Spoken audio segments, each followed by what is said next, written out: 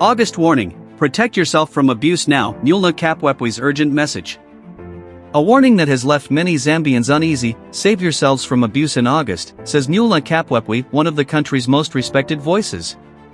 But what exactly is she warning about? Is this political, social, or something deeper? Stay with us as we unpack this urgent message and what it could mean for you. Good day, viewers.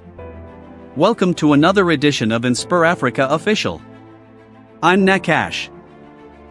Well, it's Tuesday, and we're diving straight into something that demands your immediate attention. Something that could affect you, your family, your community right now, in this very moment. Imagine waking up one morning to find that the person you trusted most has become your greatest threat. Imagine discovering that the home you thought was your sanctuary has transformed into a prison of fear and manipulation. What happens when the love that once felt like shelter becomes the very thing that suffocates you?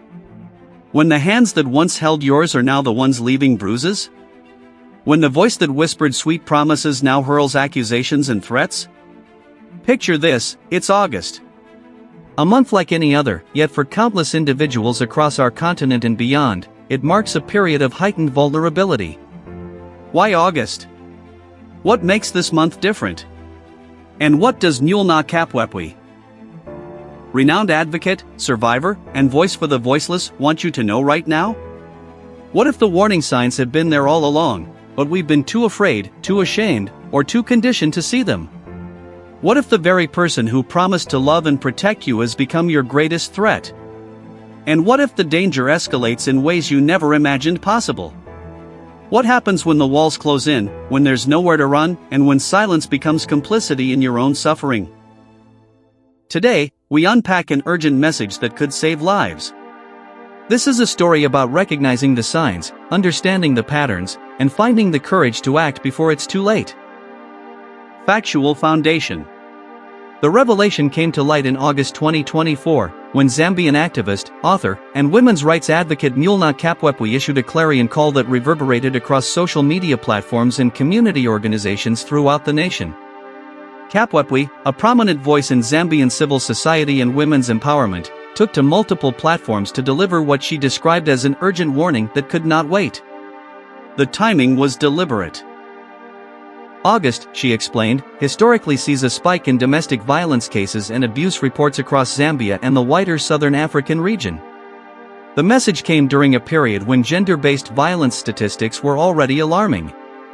According to reports circulating at the time, incidents of domestic abuse, financial exploitation, and psychological manipulation were on the rise, particularly as economic pressures mounted and social tensions increased.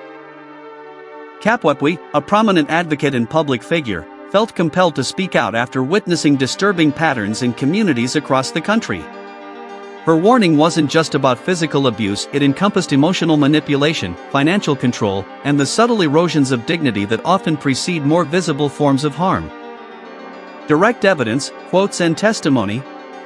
In her urgent message, Mulenga Kapwepwe didn't mince words.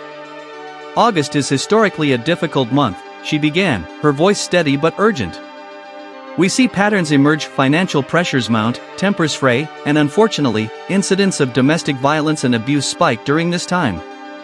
She continued with striking clarity, I'm speaking directly to anyone who might be experiencing manipulation, control, or harm. You need to protect yourself now. Not tomorrow. Not next week. Now. Kapwepwe's message emphasized recognition of warning signs. Abuse doesn't always announce itself with physical violence. Sometimes it starts with isolation, cutting you off from friends and family. Sometimes it's financial control, monitoring every penny you spend. Sometimes it's emotional manipulation, making you doubt your own reality, your own worth. She went on to detail specific patterns. If someone is constantly criticizing you, making you feel small, controlling your movements, checking your phone, dictating who you can see, these are not signs of love. These are warning signs of abuse. And August, statistically, sees a spike in domestic violence cases. Whether it's the stress of the month, financial pressures, or just accumulated tension, we see the numbers rise. Her message was unequivocal: you do not have to wait until it gets worse. You do not have to wait until there are bruises. Emotional abuse, financial abuse, psychological abuse, they are all valid. They all count.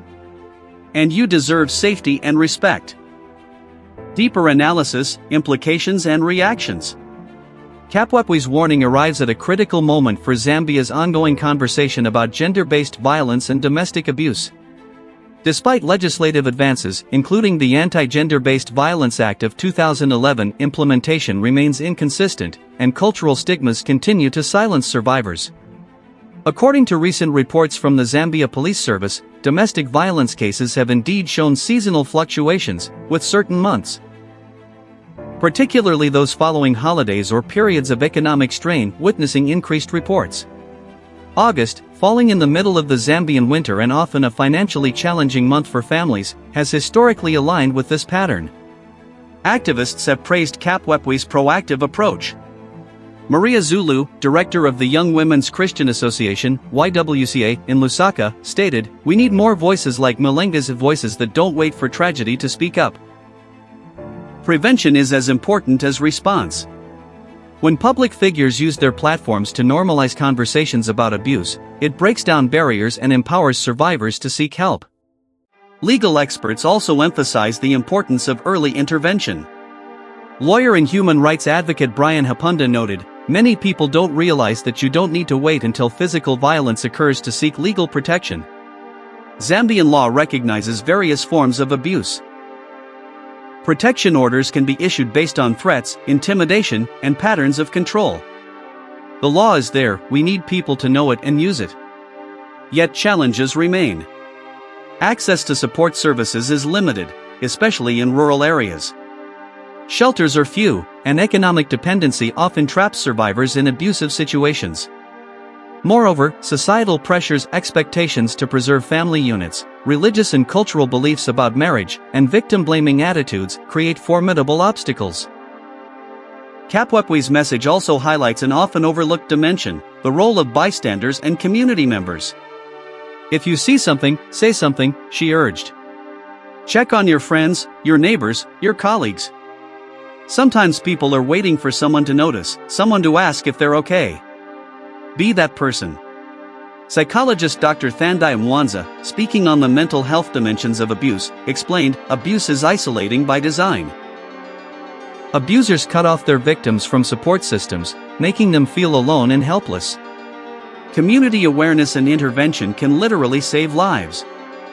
We need a culture where people feel safe to speak up and where they know they'll be believed and supported when they do." The timing of Kapwepwe's message at the start of August was deliberate and strategic. It's a call to heightened vigilance, to self-assessment, and to collective responsibility. It's a reminder that abuse thrives in silence and that prevention requires ongoing, proactive effort. Thank you so much for watching today's edition of InspirAfrica Official. Mulenga Kapwepwe's message is one we all need to hear, internalize, and act upon. Abuse, in any form, is unacceptable. And protecting ourselves and each other is not just a personal responsibility, it's a communal one. If you or someone you know is experiencing abuse, please reach out. Contact the Zambia Police Victim Support Unit, call the National GBV hotline at 933, or reach out to organizations like YWCA, the Women and Law in Southern Africa, WLSA, or local community support groups. Help is available. You are not alone. I want to hear from you. Drop your thoughts in the comments below. Have you seen awareness campaigns like this make a difference? What more can we do as a society to combat abuse and support survivors? Your voice matters, and this conversation doesn't end here. I'll be back tomorrow with another story, another conversation, and more news that matters. Until then, take care of yourselves and each other. Stay vigilant, stay safe, and remember, your well-being is worth protecting. This is Nakash, signing off. See you next time.